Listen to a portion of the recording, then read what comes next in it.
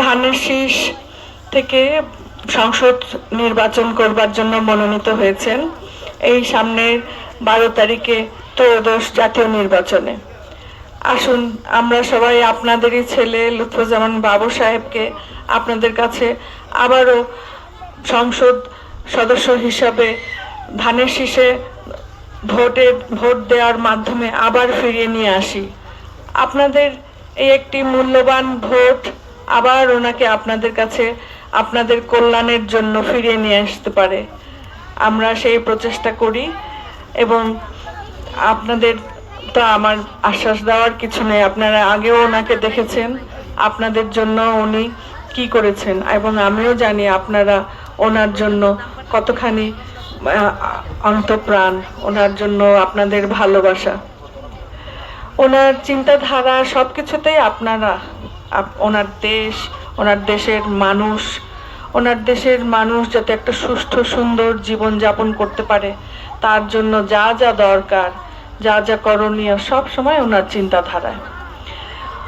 আসুন তাহলে আমরা আমাদের এই একটি ক্ষুদ্র প্রচেষ্টা, আপনাদের মূল্যবান ভোটটি এই 12 ফেব্রুয়ারি সবাই মিলে আমাদের মধ্যে ভ্রাতৃত্ব বজিয়ে রেখে এবং নির্বাচনী আচরণবিধি মেনে সকাল সকাল ভোট কেন্দ্রে গিয়ে ধানের শীষে ভোটটা দিয়ে ওনাকে জয়যুক্ত করে আবার আমাদের কল্যাণের জন্য ফিরে নিয়ে আসি।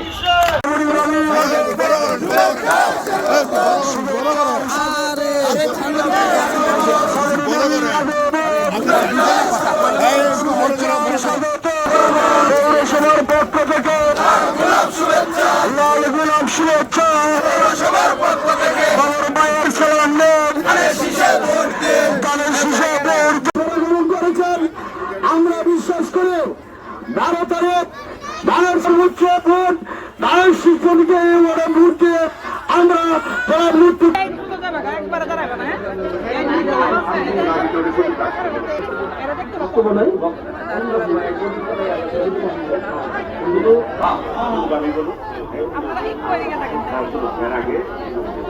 বক্তৃতা করার সময় নয়, শুধু হয়েছেন আমরা শুধু ওনার কথাই শুনবো। আর বিশেষ করে তানমাইনুরা বলবে কমলকে কিছু বলার জন্য, কমল রায়কে কিছু বলার জন্য, কমল রায় হ্যাঁ মন্ডল মাইনুরা রাম